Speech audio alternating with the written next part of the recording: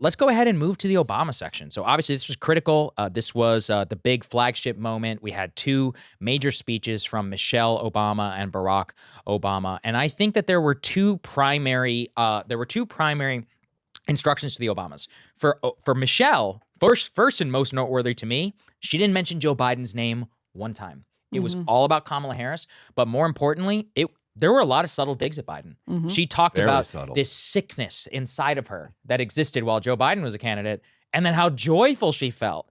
There was also the hope is making a comeback. So there was a lot of riding the nostalgia wave and trying to get the Democratic base primed for two things. Number one, literally fired up and ready to go, which Obama gave us that signature line. But two is don't lose hope. Every single day matters. You need to get out there. You need to door knock. This is going to be a tight race. Don't get complacent. So that was like the primary message. Michelle also, one of the instructions clearly that was given to her was we need to nip a lot of this Democratic infighting in the bud, and everybody needs to get with the program and get with the program right now. So let's go ahead, Mac, and let's cue up Michelle Obama. Hope is making a comeback. That was probably the biggest, one of the bigger lines that she had that night. We'll play some of the others, but let's hear this first one. Something wonderfully magical is in the air, isn't it?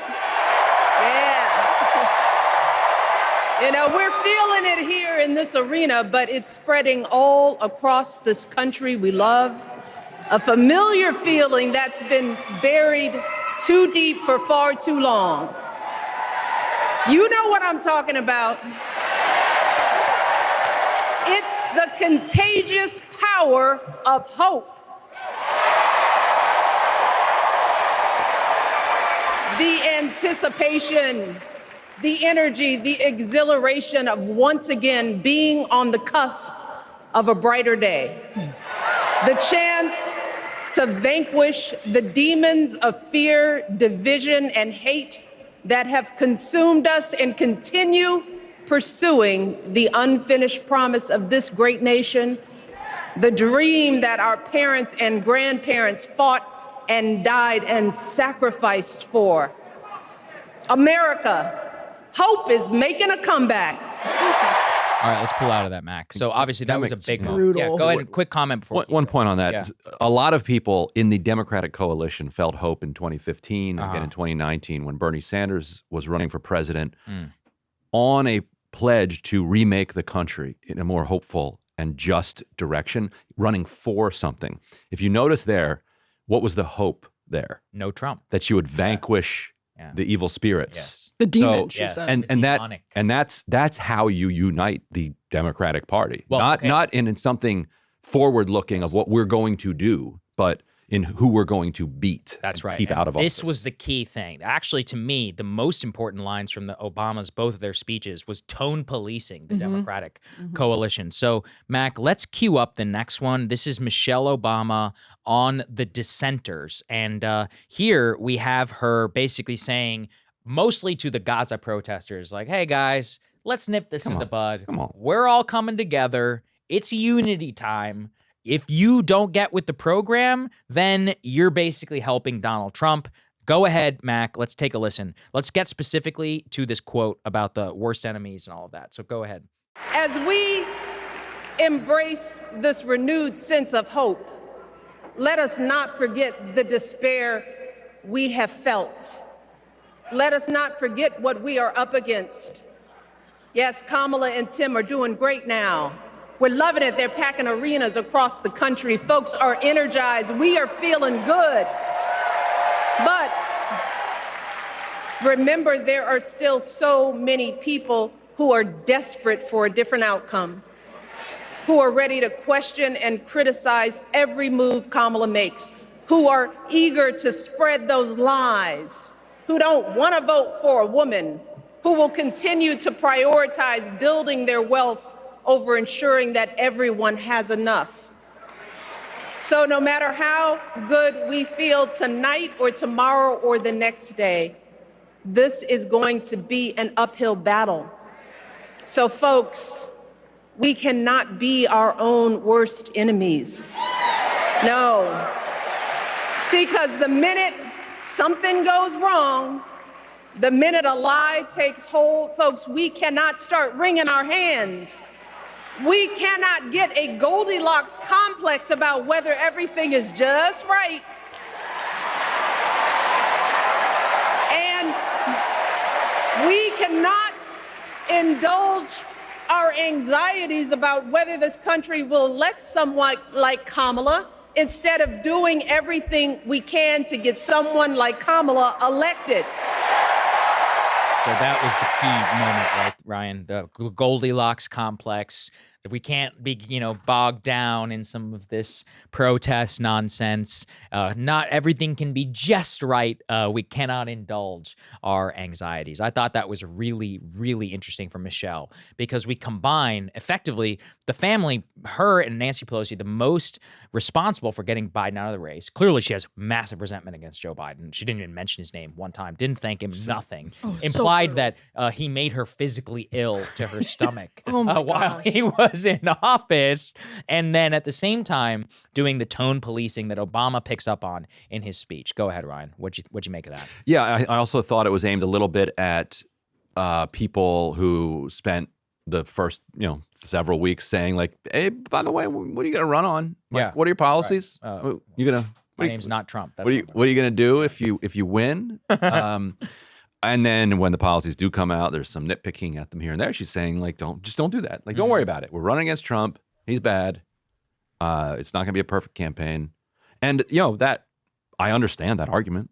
Sure. And most Democrats are like, yeah, actually, that's right. Did you hear the pop when she said that? Mm-hmm. Because clearly, as you and I know, and we'll get to, the protesters and all that, they're not all that welcome there at the DNC. Right. I'm seeing anytime I see anyone wearing a keffiyeh or anything, there's a lot of side eye. And I noticed also when we were interviewing some of the uncommitted delegates and others, that there was people were beefing, is the way I would put it, to them. Their presence is not welcome, is the way I would put it. What's interesting is that the policy they support is very welcome. Like whenever anybody, but it's the Warnock, display. But when Warnock or Sanders or AOC mentions Gaza, like the crowd is like with them. And if you poll Democrats, they want a permanent ceasefire. Like they want this war, they want this attack on Gaza to end now.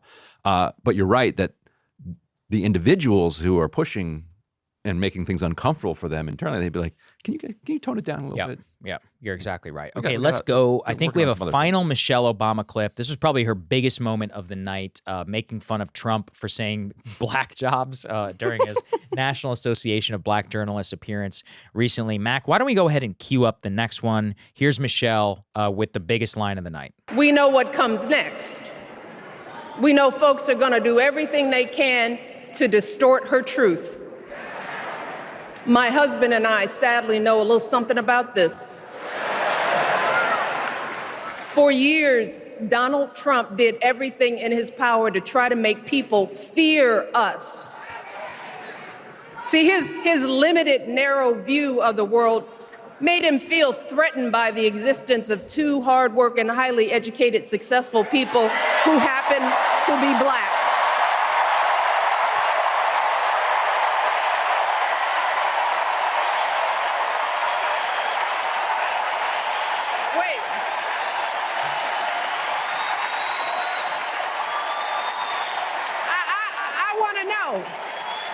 I want to know who's going to tell him that the job he's currently seeking might just be one of those black jobs. Boom. Biggest line of the night. So I think that was pretty significant. This was Michelle, from all accounts, inside the hall, was much actually better received than Obama, part of the reason that we led with her.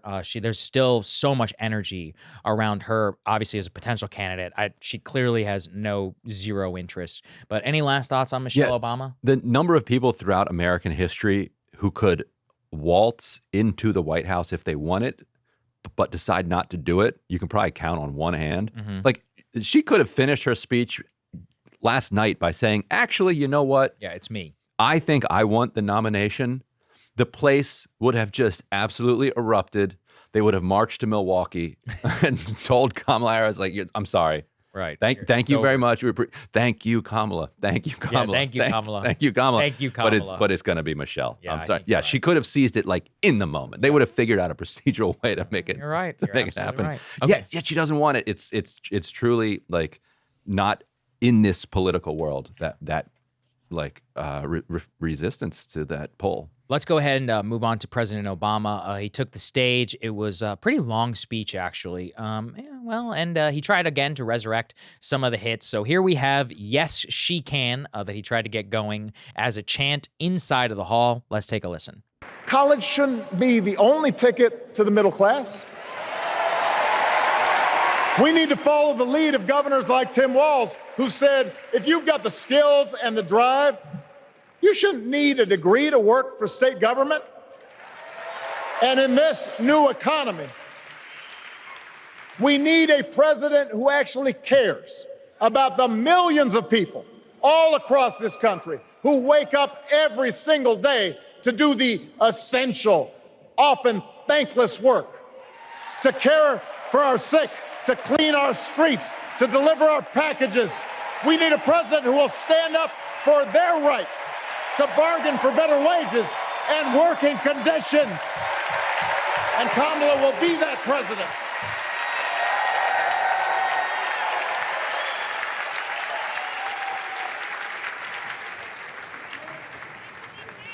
Yes, she can.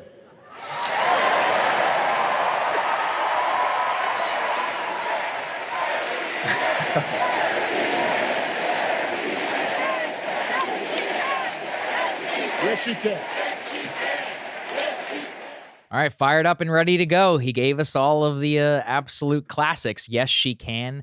There was also a big moment here on crowd sizes. I'll let everybody decide what Obama was talking about in terms of size for yourself. Probably not family friendly for the stream, but let's go ahead and cue this up. Mac, let's get the shot of President Obama talking about Trump's obsession with crowd sizes.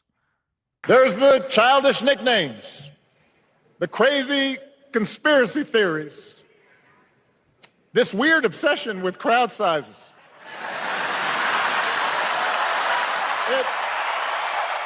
That was absolutely his biggest line of the night. That was his biggest line. He's so good at this, too, by the way. When he does the roasts. He's good at the roasts. He's great with crowd work. He's good with the crowd. Look, he's one of the most generational, probably the best generational politician in modern American history. He was right, though, that anybody who's following Michelle is stupid. He was flat. Yeah, I didn't think he was good. Michelle. He actually, I don't think we have that line about the leaf blower. I don't think maybe we can find it on Twitter. We could probably find it. But Matt, yes. Can you go ahead and search for that leaf blower thing while I'm talking? But this is an old rich man being out of touch. Yeah, you're right. He looked and he's like, when it's literally like for people who've ever watched 30 Rock, Tracy Morgan talks about getting, he's like, I've lost touch with my roots. And he'll do a set, be like, when you're in St. Bart's and people are eating their lobster. It's so good. It's like literally Obama, like in Obama's in his multi-million-dollar mansion in Martha's Vineyard. And he's like, when your chef dies, whenever he goes swimming on your property when you're gone and you just can't get anybody to serve you some fresh sushi the next day. And you lose your paddleboard. It's like, it's just one of those your paddleboard bag. It's really difficult out here, folks. So we do have the leaf blower line. He looked. Cue it up and let Ryan talk right now. Go ahead. Tell me if you agree, Chad, but I think he looks angry at himself after this it was line bad. After it bombs. He's All right. like, God, I shouldn't have said Let's this. hear it, dude. The other day I heard someone compare Trump to the neighbor who keeps running his leaf blower outside your window every minute of every day.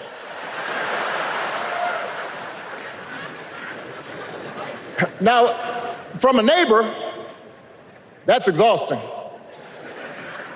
From a president, it's just dangerous. All right, let's pull out of that. I thought it was awful. It was very flat. And in the seconds after that, land at all. He's like, oh, that didn't. Right? Yeah, you can tell. He knows. Anyway, and he's so mad at whatever billionaire made that point to him now. Yeah, you're. He's never texting that guy back. He's like, hey, Richard Branson, when we're on the private island, just shut up next time. Yes. Okay. That was his first trip after president, if anybody is wondering. Okay, let's go ahead. Finally, the last clip of Obama. This again pairs very well with Michelle. The most important part. Here is Obama trying to tone police Democrats. Stop being so preachy. We need to win people over. No more language nonsense. Lots of anti-cancel culture stuff here. So let's hear it from Obama. This was honestly, this was one of the biggest sections of his speech, and he saved it to the end. And he was speaking very directly at the audience here. So let's take a listen to Professor Obama. Isn't just a bunch of abstract principles and dusty laws in some book somewhere. It's the values we live by. It's the way we treat each other, including those who don't look like us, or pray like us, or see the world exactly like we do.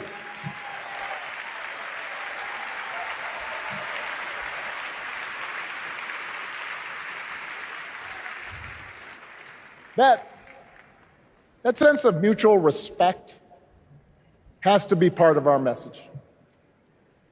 Our politics have become so polarized these days that all of us across the political spectrum seem so quick to assume the worst in others, unless they agree with us on every single issue.